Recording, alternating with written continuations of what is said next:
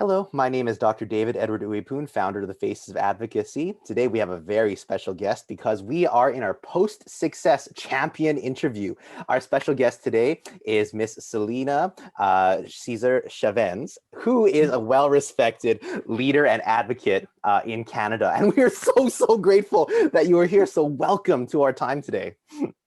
Thank you, and thank you for everything that you've been doing. I've been kind of following your advocacy, and I think it's remarkable that people are, galvanized around making sure that families are together at this very critical time. Whenever we have a high profile person such as yourself even look at our tweets, we celebrate. We're like, yeah, we got one. So it's super happy.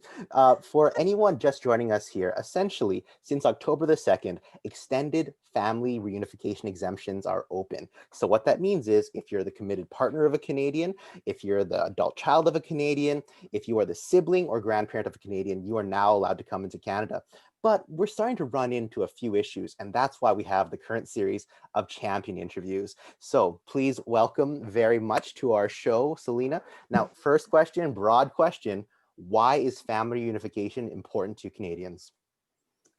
Oh my God, and I could bring this back to my own story of coming to Canada. My parents, of course, came to Canada in the 70s, and because I didn't have my visa, I was left back home and then came to Canada almost 2 years after my parents got here. So the separation of families, even for a short period of times when things are going well, is important.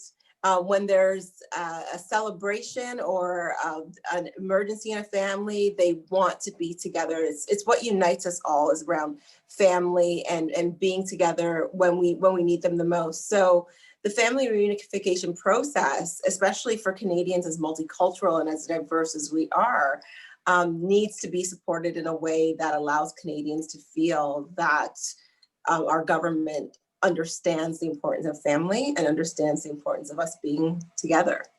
That's really well said. And thank you very much for sharing with the people about your own personal story, because that helps us know that we don't feel so quite alone or ostracized in the process.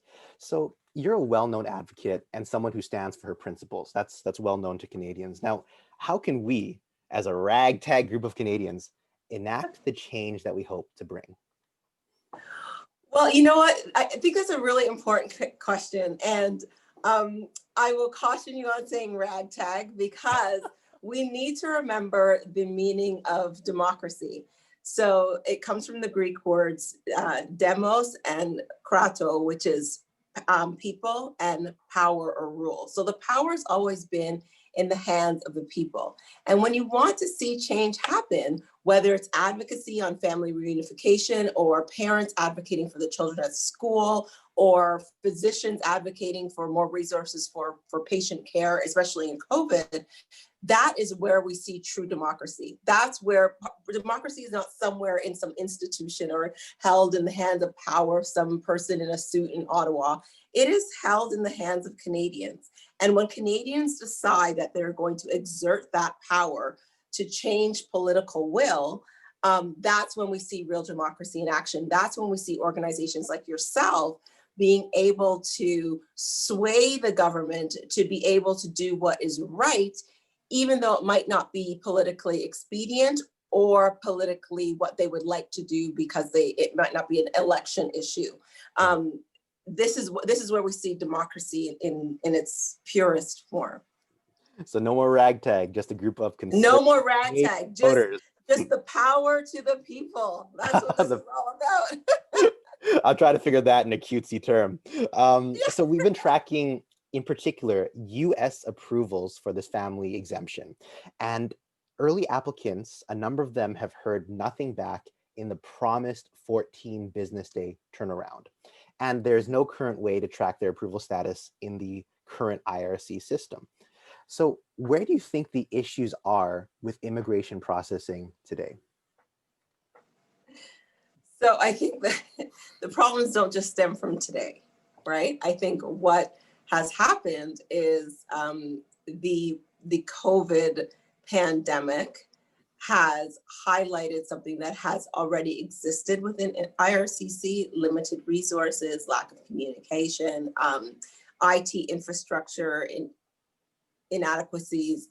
There are limitations in the system that have existed even when I was in Parliament, in the 42nd Parliament, when we talked about family reunification, the ability for people to get their loved ones over for a funeral or for a wedding or for the birth of their child or anything. There was these snags, and members of Parliament had difficulty even in exerting our own ability to get family members reunited. So what has happened now is a system that already had some inefficiencies has now been exposed with those efficiencies. And while we're trying to, dampen the effects, the economic effects of a pandemic, we have to figure out where we're going to use those resources. So we should have used them and fixed the system then. Now it's like, we need the resources, but we can't really divert them, but we need them here, but we need them over here. So where do you put the limited resources that you have? And I think when we think about how we build back better after COVID, if we could use that term, I know it's overused, but if we think how we build back better, we reinforce the system that we know that we're going to need. We have the IT technology, we have the capacity to have better communications, that tracking that we need. This is actually highlighting what we need in our system. And if we're not using that information right now to make the system better when we open up or when we build back, then I think we've lost a great opportunity that COVID has presented for us to make it better. So that's a very good point. Now, so if we're thinking about Canadians who have power to the people, we're dealing with the democracy, how do we then advocate to improve the IRCC? How do we advocate to bring more resources to the IRCC when in a current state, there aren't many resources to go? Yeah, so that's the challenge, right? So that's the challenge that you have, but that's also the brilliance of grassroots movements. So grassroots movements have always been able to galvanize or push that inertia that the government has around doing certain initiatives. So the inertia's there, they want to move, but they can't quite get over that initial impediment to movement. But that grassroots organizing and advocacy helps to push the government forward. So, I think one of the things that your organization needs to do is to broaden sort of the scope, remembering that IRCC didn't just have problems with COVID. IRCC had problems pre-COVID. So what were the problems then? Who were the key players? What were Canadians saying? What were they asking for? How could that be augmented with your current ask, your current challenges to say, yes, we need to make this system better. Yes, it needs to be a priority. I know that members of Parliament in various jurisdictions, but in particular, Raj Grewal from Brampton, when he was member of Parliament, consistently brought this up around family reunification and the lack of resources. I talked about it when it came to the Caribbean and not having enough biometric stations. They're only one, like in Trinidad. They needed to be mobile. The ones that are on the continent, they're very limited resources, capacity for people to get the visas that they need to travel.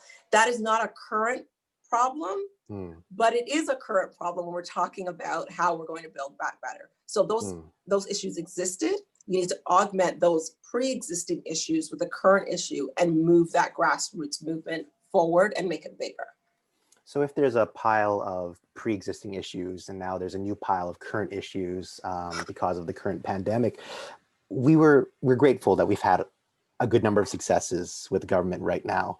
There have been problems with the rollout, with how it actually has been working. So how do you advise Canadians who want to work collaboratively with the government, but also don't want to be seen as a low priority and be maybe not intentionally, but essentially not considered a priority?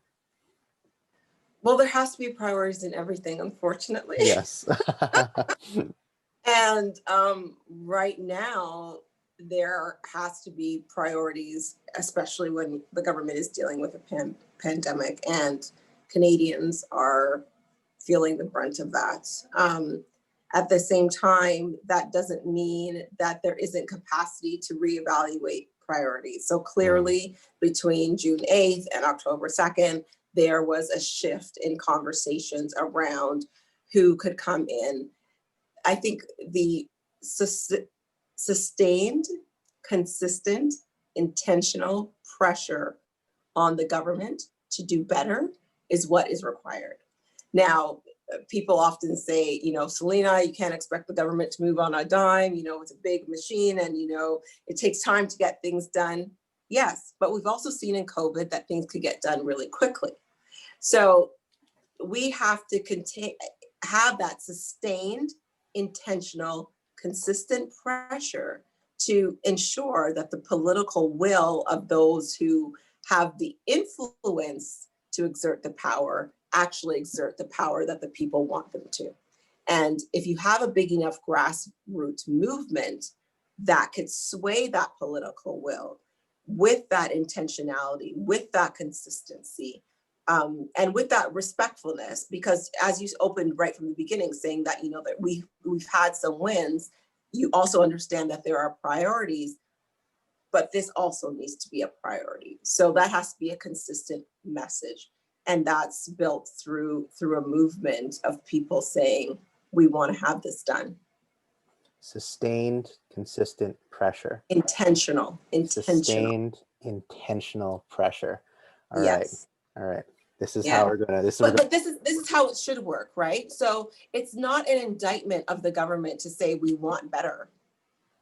It's what we want of our government. That's what you were elected for. Yes. You were elected to be our voice in Ottawa. So we sort of apologize for, I'm asking for too much, but that's what you signed up for. You signed up so that we could ask and you would tell what we asked you to tell. So we are sort of apologetic for how we interact with government, or when we push them to be bolder, transformative, do things better, but better was possible. That's what we were promised. So now we are asking you to ante up on that promise, and understanding that there are other priorities, but also understanding that we have priorities as Canadians. That's a very good way of putting it. I think that'll maybe be our new theme as we press forward, because we don't want to seem disrespectful and say, we want more than we've already gotten. But we also have to acknowledge that many people were left behind. Temporary residents, for example, have been left behind by this, and a number of people for various reasons still can't come into Canada. Add that to the processing time, it's been a big concern. And then it's interesting how you mentioned that during COVID time, we have seen things come together quite fast. For example, the NHL was able to navigate the giant issues of public health and safety and public safety, immigration. They were able to play in Canada before a lot of families could reunite. So you have a good point. Right. The last question is essentially, how can, I'm so sorry, you were saying, right? No, go ahead. The last question is, what do you tell people who feel alone, forgotten by the government? How do you talk to them as they wait to be reunited by the current immigration system? So that's a tough one, right? Because I mean, this time has been challenging for everyone, from a family reunification perspective. Then you add that on to feeling isolated because you can't, go to your neighbors or go out as you would normally do. And then you add that to, mental health challenges that individuals are having. So I would say that it's important, the work that you're doing is important. And that's not to dismiss the concerns or to displace the pressure that needs to be put on the government to ensure that people don't feel that they're forgotten. But when people see that others are paying attention to their stories, so the work that you are doing is making traction, I think that that's important. When I heard Sarah's story, I instantly sent her a DM, and then I don't even know if I'm allowed to do this, but I'm gonna say it anyways. I sent Marco Mendocino a message, and I said, like, you have to do something about this. Like, this is breaking my heart. I don't even know who this person is. And that's because of the work that you're doing, right? it creates that movement. So people say, you know, you can't just sit on your couch and tweet. That's not advocacy. Yes, it is. I don't want people to discount the fact that, you know, a simple retweet of something is doing, it's not the only work, but people who have the capacity to do more than just retweets or to send a message or to do something else can exert that power. But knowledge is power. Awareness is power. You know, challenging the status quo is power. And that's what your organization does. And it makes people feel that they're not alone. So then I get aware of what's happening so that I could then send a message here and there and see how I could influence that. But it's everybody working together. And I think when people start feeling alone, it's that, hey, I see you.